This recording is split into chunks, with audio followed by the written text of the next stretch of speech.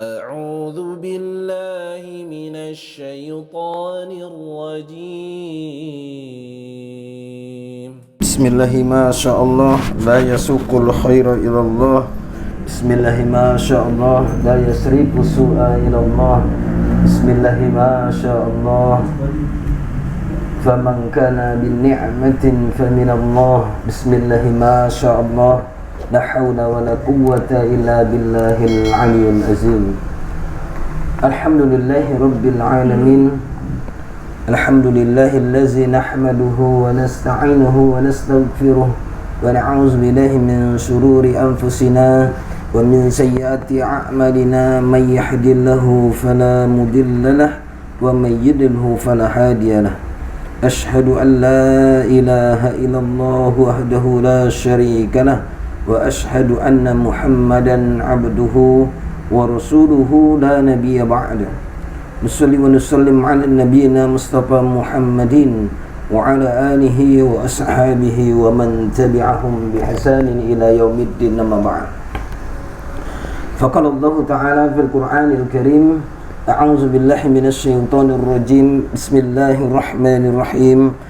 وسارعوا إلى مغفرة من ربكم وجنة أرضها السماوات والأرض أعدت للمتقين. وقال حديث رسول الله صلى الله عليه وسلم: وعزتي لا أجمع على عبدي خوفين وأمنين إذا خافني في الدنيا أمنته يوم القيامة وإذا أمانني في الدنيا أخذته يوم القيامة. Rabbi shrah li sadri wa yassir li amri wahlul 'uqdatam min lisani yafqahu qawli. Allahumma faqihna fid din wa 'allimna ta'wil. Sadaqallahul azim wa sadaqa nabiyul karim. Baik, ikhwani fillah yang dimuliakan oleh Allah Subhanahu wa taala, tidak ada kata yang indah dan pantas keluar dari lisan kita kecuali rasa syukur kita kehadirat Allah Subhanahu wa taala. Bersyukur atas limpahan rahmat karunia hidayah serta nikmatnya yang tak mungkin kita mampu menghitungnya satu persatu. Kalaulah kita tak mampu menghitung nikmat Allah yang begitu banyak satu persatu, lalu bagaimana cara membalasnya? Maka membalas nikmat Allah yaitu dengan ketundukan kita, kepatuhan kita, penghambaan dengan ketaatan kita totalitas hanya kepada Allah Subhanahu wa taala. Maka mari kita awali majelis yang mulia ini, majelis yang dipenuhi dengan keberkahan dari Allah Subhanahu wa taala ini, dengan sama-sama mengucapkan hamdalah alhamdulillahi rabbil alamin.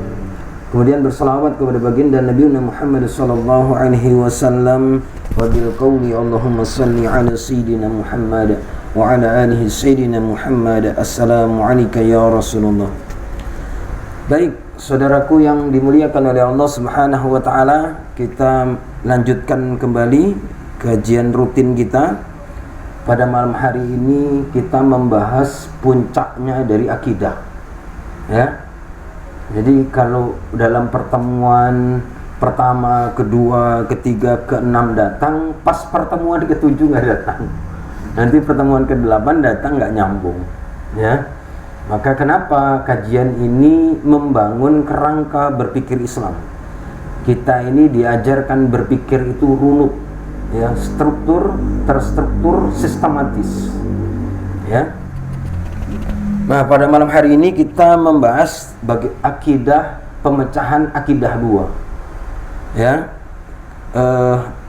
Pembahasan pemecahan akidah dua ini disebut puncaknya akidah. Kenapa? Bagi siapa saja yang menggunakan akalnya benar-benar untuk berpikir, ya, maka akan mengubah kehidupan manusia, baik individu maupun seluruh masyarakat dunia akan berubah secara mendasar dan menyeluruh, ya, revolusioner. Inilah puncaknya dari akidah dua, ya. Nah,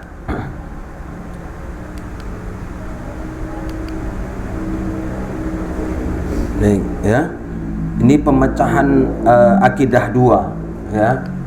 Ini salah buat ini, ya. Itu akidah dua, ya. Baik, Jadi pemecahan akidah dua tadi itu bagaimana menjawab, ya, dan dia harus punya tujuan, ya. Apa itu? Apa tujuan hidup manusia? Apa tujuan hidup manusia? Bagaimana caranya? Untuk mengetahuinya harus berpikir. Ya, kalau nggak mikir gimana mau tahu? Berpikir untuk apa? Ya. Berpikir untuk mendapatkan jawaban yang pasti benar. Apa tujuan hidup manusia, dan jawaban itu harus benar. Coba kita kita survei tujuan hidup manusia. Nah, ini kita survei ini kan, family 1000 bukan family 100. Apa yang menjadi tujuan hidup manusia? Goalnya itu apa? Apa jawaban yang pasti benar ketika ditanya apa tujuan hidup manusia? Coba, apa antum Ini harus dijawab satu-satu. Tujuan hidup manusia yang semua manusia itu akan setuju, dia pasti benar. Untuk masuk surga, betul. Antum? Siapa namanya? Rahman. Ya, apa Rahman? Tujuan hidup manusia. Jadi ridho masuk surga dia. Beribadah. Antum Ki? Bahagia dunia akhirat. Antum Rian? Nyari ridho Allah. Akhirat. Antum? Kebahagiaan dunia akhirat, Jun? Beribadah. Ya. Kawan? Apa yang sama? Sama yang mana? Beribadah. Bang Indra? Ibadah kepada Allah. Adi? Ibadah sama. Ini harus kebagian satu-satu. Apa tujuan hidup manusia tadi? Jawaban harus benar. Surga. Selamat dunia akhirat. Ya, kita kita survei jawaban yang pasti benar. Ya, yang pertama adalah untuk mencari makan. Pasti. Kan? Pasti. Semua orang setuju. Iya kan? Antum kuliah, antum kerja itu apa? Untuk makan. Ini jawaban yang pasti benar. Kemudian yang kedua, kalau udah makan udah kecukupi mau apa lagi? Mau kaya. Kan antum sekolah tinggi-tinggi, kerja siang malam itu tentu ingin menikmati kekayaan. Setelah kaya, untuk senang-senang. Yang keempat, ada untuk kawin kan? Ini ada cerita menarik. Kisahnya ini orang Jepang, ya. Jadi orang Jepang itu dia hidup itu melarat, miskin terus sampai orang tuanya meninggal. Begitu orang tuanya meninggal, dia bertekad ingin bekerja sekeras mungkin, ya. Moto hari ini kerja gitu kan. Kemudian ternyata tercapai, ya, keinginannya. Dia kaya, ya, karena dia sudah bosan hidup miskin. Akhirnya dia kaya. Setelah dia kaya, ya kan, kemudian tentu pasti ingin. Orang kaya puas nggak? Enggak. Pasti dia ingin menambah kekayaannya. Dari ingin punya mobil sampai ingin punya pabrik mobil. Pokoknya dia bisa produksi mobil sendiri, gitu kan? Mau naik mobil apa dia tinggal produksi sendiri. Setelah itu cukup kah? Tidak. Ternyata dia butuh kawin, gitu kan? Akhirnya dia cari jodoh. Jodohnya juga nggak sembarangan. Harus orang yang satu misi, yang sama-sama pekerja keras, yang sama-sama ingin kaya raya. Nah, setelah dia capai kaya raya, ya kan, apa saja dia bisa nikmati, Setelah itu dia sakit. Iya kan? Dia sakit. Setelah dicek ke dokter, ternyata tidak ada organ tubuhnya yang sakit. Akhirnya, biasanya kalau orang barat kemana itu? Panggil psikiater, psikolog. Iya kan? Orang Indonesia juga. Kalau udah banyak uang biasanya gitu dia. Kalau datang ke ustadz, cuman minta doa. Kemudian ya setelah diperiksa dia nggak ada sakit, datang ke psikiater. Akhirnya dikasih tahu dia nggak ada sakit. Kenapa? Dia kaya hanya untuk dirinya sendiri. Coba kamu keliling dunia, berbagi banyak di belahan dunia itu orang yang susah, orang yang melarat dan seterusnya. Akhirnya dia semangat kembali, semangat dia keliling, dia bantu, ya kan, hartanya udah dibantu-bantu. Akhirnya dia sakit lagi. Gitu kan? Setelah sakit lagi datang ke psikiater lagi, dia bingung. Psikiater itu ngapain lagi? Dia udah bagi-bagi uangnya, tapi tetap masih sakit. Belum menemukan jawaban. Itulah sayangnya dia nggak kenal kajian. Akhirnya dia mati. Cuman gitu aja cerita. Iya. Digantung cerita. Nah, ini tujuan hidup manusia, dan ini pasti benar. Semua orang akan setuju, ya kan? Nah, kemudian yang kelima, untuk menjadi orang terkenal di dunia, untuk menguasai dunia, sudah cukup? Belum. Untuk memakmurkan dunia.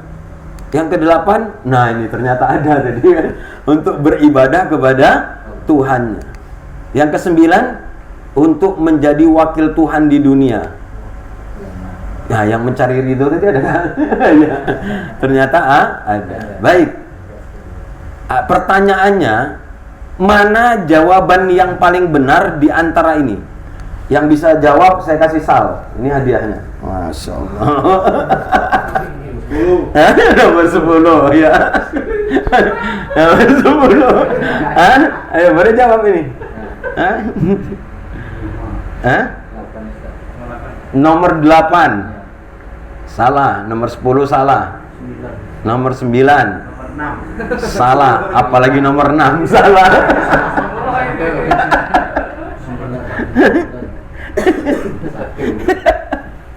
Coba mana? 1, apalagi makan aja kerjanya. Nge-gym makan, nge-gym makan. Coba diuji nih, berpikir nih. Ya dijawab apa? Jawaban yang paling benar nomor 6, untuk menguasai dunia. Inilah jawaban. Salah. Ya, ini bisa dapat salah ini.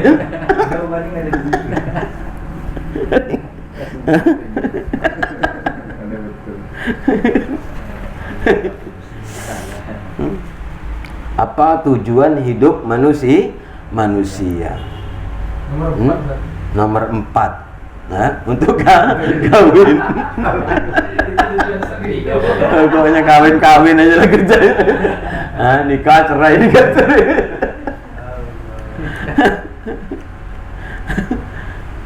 Apa jawabannya? Itu tandanya nggak mikir dia. Berarti nggak runut dia. Teori berpikir 1, 2, 3 nggak ingat dia. Semua jawaban ini tidak ada yang benar. Tidak ada yang salah. Ini disebut dengan relatif. Semua jawaban manusia itu relatif. Tidak ada yang benar, tidak ada yang salah. Kan tujuan hidup manusia. Kalau ditanya apa tujuan hidup manusia, makan, ya suka-suka diung tujuan hidup kan? Iya. Makan aja emang kenapa? Apa yang salah dari makan? Nggak ada. Gitu kan? Makanya jawaban ini nggak ada yang benar, nggak ada yang salah. Semua jawaban itu relatif. Itu ya. Maka kita harus mencari jawaban yang benar. Apa jawaban yang pasti benar? Nah, itu. Apa jawaban yang pasti benar? Apa jawabannya? Nggak ada yang dapat salah. harus menggunakan teori berpikir. Teori berpikir berapa? Level berapa? Untuk menemukan jawaban yang pasti benar itu menggunakan teori berpikir berapa?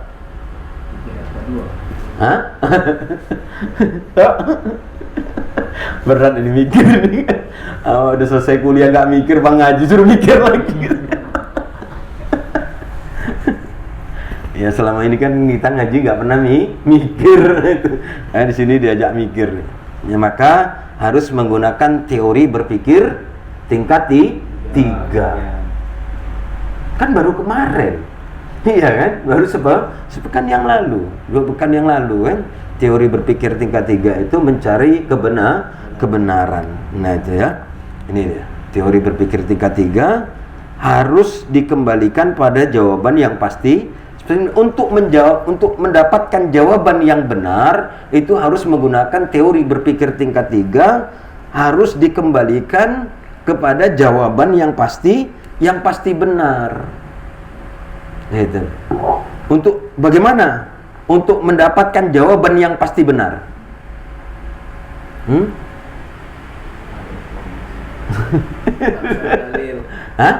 Harus ada dalil, benar. Cuman kurang tepat.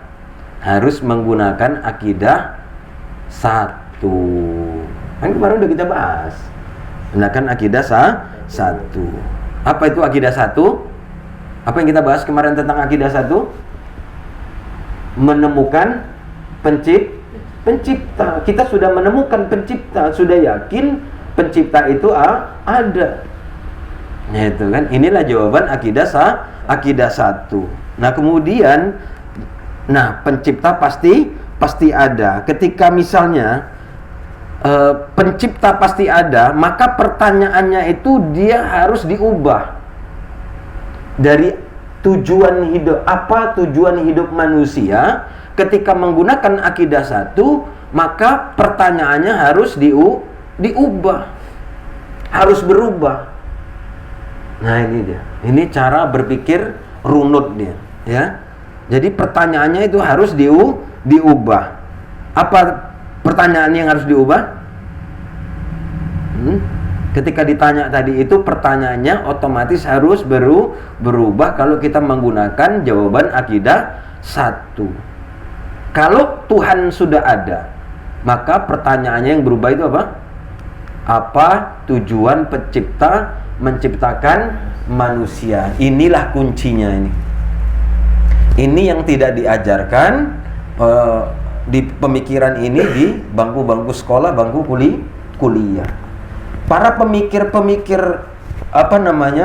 dunia, apalagi para filosof itu tadi, makanya kemarin kita berani jamin mereka itu hanya menggunakan teori berpikir di level 2. Maka kalau pertanyaannya apa tujuan hidup manusia, maka semua jawaban itu pasti benar. Dan semua jawaban itu tidak ada yang salah. Mau ditanya apa tujuan hidup manusia, ya kalau dia mau jawab kawin emang apa? Iya kan? Tapi ketika pertanyaan itu berubah, kita sudah membahas tentang akidah 1, ya, min aina, kita ini dari mana, lalu kemudian proses yang kita kaji, kita sudah menemukan bahwa pencipta itu pasti ada. Dari mana kita tahu pencipta pasti ada? Karena ada ciptaannya. Nah itu ya. Maka ketika pertanyaan itu berubah, apa tujuan pencipta menciptakan manusia? Ya? Apa tujuan pencipta menciptakan manusia? Maka apa jawaban yang pasti benar? Apa tujuan pencipta menciptakan manusia dan apa jawaban yang pasti benar? Nah ini. Ayo, jawab. Apa tujuan pencipta menciptakan manusia? Dan jawaban yang paling benar, yang pasti benar itu apa? Maka manusia membutuhkan informasi. Kalau nggak ada informasi gimana ya, kita nggak tahu kan? Setelah kita menemukan bahwa adanya Tuhan, adanya Allah Subhanahu wa Ta'ala, Maka pertanyaan berikutnya itu limaza, untuk apa kita di dunia? Inilah akidah dua. Limaza, untuk apa kita hidup di dunia tadi itu? Nah, itulah pertanyaan tadi, apa tujuan menciptakan manusia, ya. Maka ketika itu manusia membutuhkan informasi dari pencipta, ya kan? Kemudian, nah ini dia. Bagaimana cara untuk mendapatkan informasi? Ada tiga kemungkinan. Apa kemungkinan pertama? Manusia mencari informasi kepada pencipta. Gimana? Siap-siap kita mencari informasi? Kita datangi Allah itu di mana alamatnya? Kita cari. Yang kata orang di Aras, pergi ke Aras kita sama-sama pergi piknik kita, iya kan? Harus memuaskan akal pikiran, menenteramkan jiwa. Nah, ketika manusia membutuhkan informasi dari pencipta, maka ada tiga kemungkinan. Yang pertama adalah manusia mencari informasi sendiri kepada pencipta. Di mana kita akan menemukan pencipta dari itu? Kemudian kemungkinan yang kedua adalah pencipta memberikan informasi kepada manusia, dan yang ketiga pencipta tidak memberi informasi. Dari tiga kemungkinan ini yang paling masuk akal yang mana menurut antum? Nomor dua. Pencipta memberi informasi kepada manusia. Kalau pencipta tidak memberikan informasi kepada manusia, kita mau ngapain pun di dunia ini, besok kalau ditanya, ya gimana? Nggak ada informasi kan? Mau antum nge-gym aja sehari, kerja seharian nggak ngapa, pulang tidur nggak apa-apa, iya kan? Mau kita nggak ngaji nggak apa-apa, namanya belum dapat informasi. Tapi dari tiga kemungkinan ini yang paling masuk akal adalah pencipta memberi informasi kepada manusia. Nah, ini dia. Ini pertanyaannya, ya. Nah, kemungkinan yang benar menurut akal tadi itu adalah apa?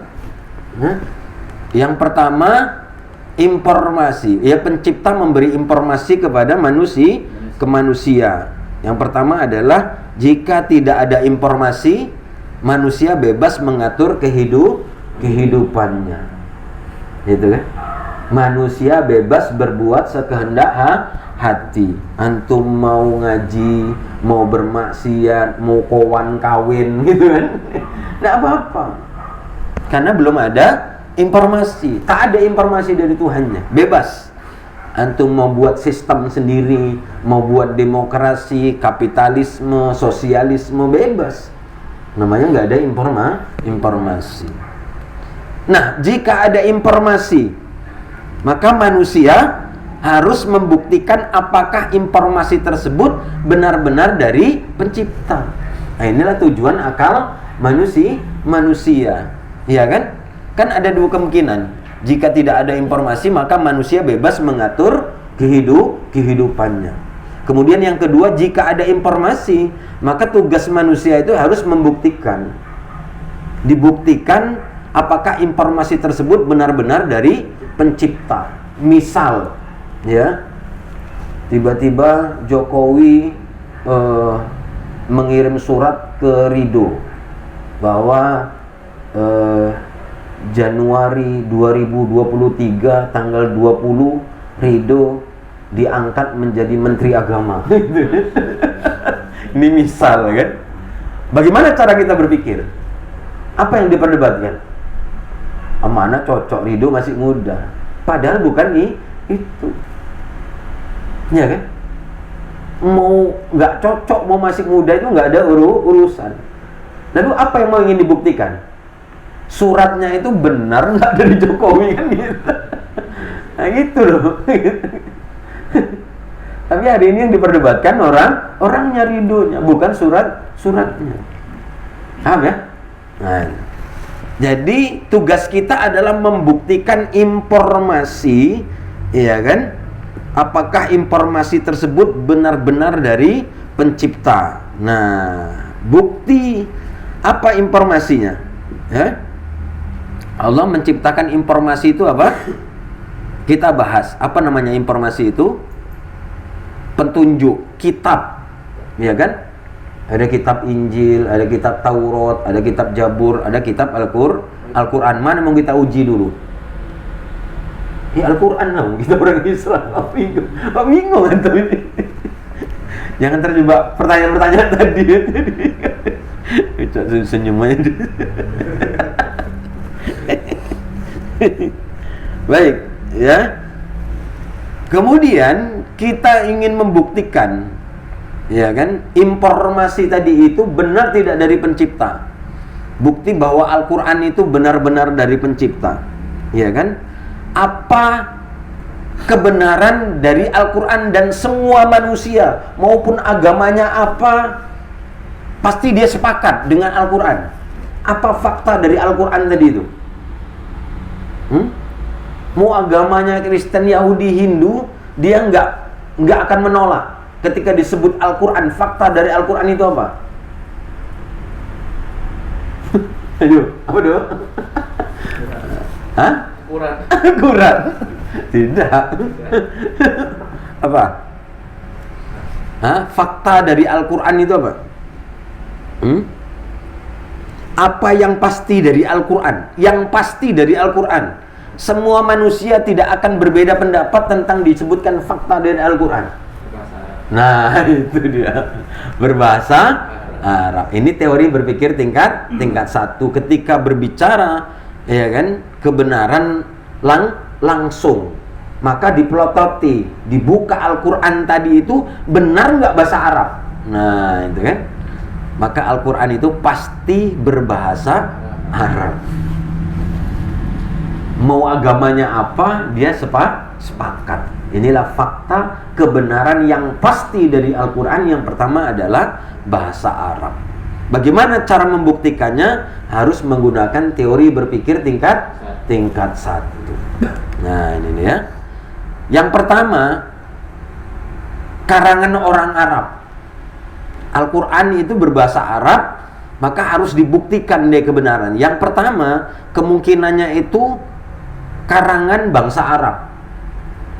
Nah, kemudian yang kedua, karangan Muhammad. Yang ketiga, dari Allah Subhanahu wa ta'ala. Maka kita uji.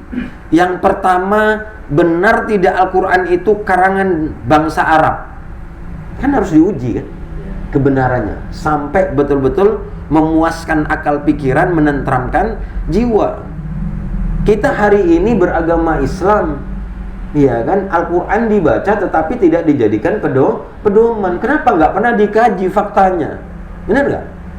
Dari kecil suruh latihan ikro kan, ikro. Nah, baca sampai besar ya akhirnya terbiasa. Pernah nggak kita membuktikan kebenaran Al-Quran tadi itu? Jangan-jangan Al-Quran itu salah, ya kan? Maka harus dikaji. Nah, karangan bangsa Arab. Nah, itu. Yang pertama, karangan bangsa Arab. Benar nggak Al-Quran itu karangan dari bangsa Arab? Tidak. Karena apa? Al-Quran sendiri menantang orang Arab. Kenapa Al-Quran itu berbahasa Arab? Ya kan? Al-Quran itu disebut dia mukjizat. Mukjizat itu sesuai dengan zamannya. Kalau zamannya Fir'aun dulu itu zamannya sihir, ya kan? Maka mukjizat pada hari itu digunakan adalah untuk mengalahkan sihir. Mukjizat itu begitu.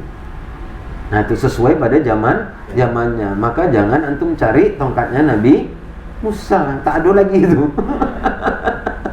Itu masih juga itu kalau bisa menemukan tongkat Nabi Musa. Karena tongkat Nabi Musa nggak ketemu, akhirnya turun tongkatnya Soekarno. Nggak ada yang ini ya, nggak nyambung ya. Kalau seumuran dengan saya tuh pasti nyambung itu. Mencari tongkatnya Soekarno, dihargai miliaran.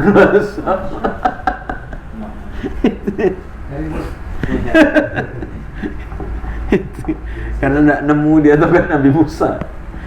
Nah, tantangan Al-Quran itu apa? Menantang, suruh membuat ayat semisal, ya kan? Di dalam surat Yunus 38 dan di surat Hud ayat 13. Apa tantangan dari Al-Quran? Qul fa'tu bi asri suwarim misli, ya kan?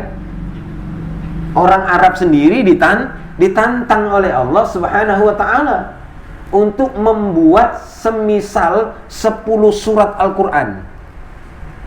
Nah, itu. Iya kan? Kalau Al-Qur'an itu karangan bangsa Arab. Pertanyaannya bisa nggak? Tidak. Kenapa? Karena di zaman itu adalah zaman memang betul-betul luar biasa tentang syair dan sastra. Ketinggian syair dan sastra orang Arab pada waktu itu. Makanya Al-Quran tadi itu mematahkan. Bahasa Al-Quran itu betul-betul mengalahkan ketinggian sastra syairnya orang Arab.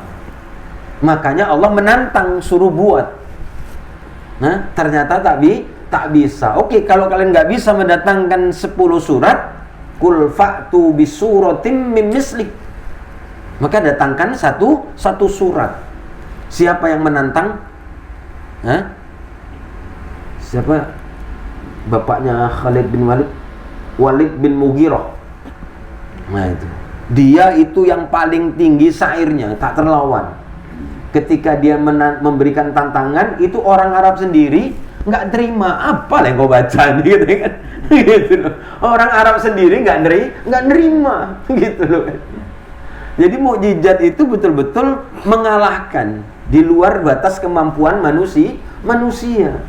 Makanya Al-Quran menantang orang Arab yang jago-jago syair, jago-jago sastra tadi itu, tak satu pun yang mampu. Nah itu kan berarti batallah. Kalau Al-Quran itu kemungkinan karangan bangsa Arab, maka itu batil pernataannya, ya. Kenapa? Bangsa Arab tidak mampu. Maka kemungkinan yang pertama ini batil. Betul kan? Kan masih ada juga orang mengatakan bahwa Al-Quran itu buatan orang Arab.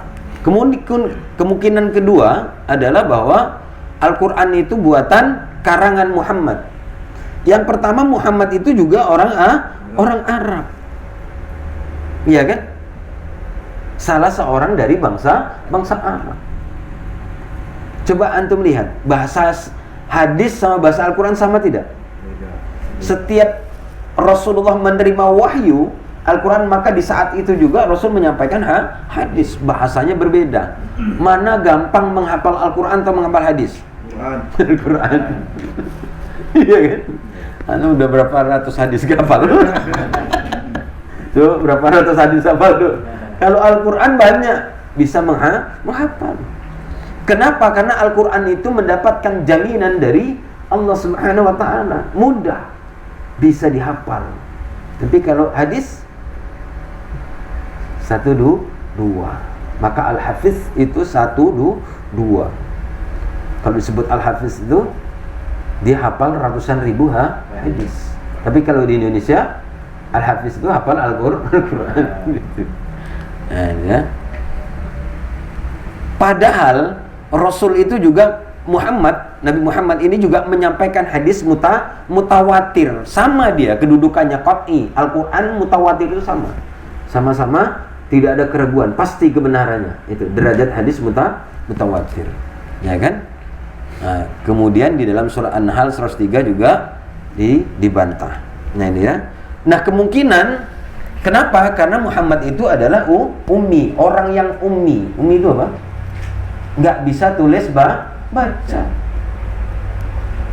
Kemudian diisukan bahwa Muhammad belajar bahasa dari orang A'zam, apa? Pemuda Persia. Manalah pemuda Persia tahu Arab, ya gitu. Jadi sebenarnya sangkaan-sangkaan itu sudah terbantahkan sendiri, ya kan? Maka ini pendapat yang batil. Berarti tinggal satu kemungkinan. Dua kemungkinan ini batil, maka yang pasti benar adalah dari Allah Subhanahu wa ta'ala. Maka disebut dengan firman Allah Subhanahu wa ta'ala, disebut dengan kalamullah, disebut juga mukjizat. Nah, ya. Nah, ini pemecahan akidah dua. Limaza, untuk apa pencipta menciptakan manusia? Nah, yang antum selama hari ini buat, apakah sesuai dengan tujuan penciptaan manusia? Gitu ya. Maka untuk tahunya bagaimana? Maka ini pasti benar, ya. Maka caranya bagaimana? Apa tujuan pencipta menciptakan manusia? Apa tujuan pencipta menciptakan manusia? Tapi sudah dibuka jadi itu. Al-Quran, maka kita harus membuka Al-Quran. Karena kemungkinan yang pasti benar adalah pencipta memberikan informasi. Informasi itu adalah Al-Quran. Maka untuk mengetahui tujuan pencipta menciptakan manusia, kita harus membuka Al-Quran. Apa informasi dari Al-Quran? Maka kita harus membuka Al-Quran. Ada yang masih membantah Al-Quran itu kalamullah, firman Allah? Berarti kalau tidak ada keraguan sama sekali, maka kita harus membuka Al-Quran. Semua informasi tentang penciptaan manusia itu ada di dalam Al-Quran. Kita sudah uji tadi kebenaran Al-Quran. Tidak ada keraguan sedikit pun. Maka untuk mengetahui, ya, apa tujuan pencipta menciptakan manusia, maka kita harus membuka Al-Quran. Ini, ya. Apa tujuan hidup manusia? Bagaimana mengetahuinya? Jangan kemana-mana. Tetap datang kajian setiap malam Senin. Insyaallah dalam pertemuan berikutnya kita akan buka, kita bedah apa sebenarnya tujuan pencipta menciptakan manusia. Kita kupas tuntas insyaallah dalam pertemuan berikutnya. Baik, saudaraku yang dimuliakan oleh Allah Subhanahu wa taala, supaya tidak terlalu jenuh. Nanti kalau lama-lama aja jenuh. Insyaallah kuncinya sudah dapat. Baik, seperti biasa sebelum kita tutup majelis kita, silakan kalau ada yang mau kita diskusikan, tafadhol. Ayo ditanya kalau ada yang mau ditanyakan.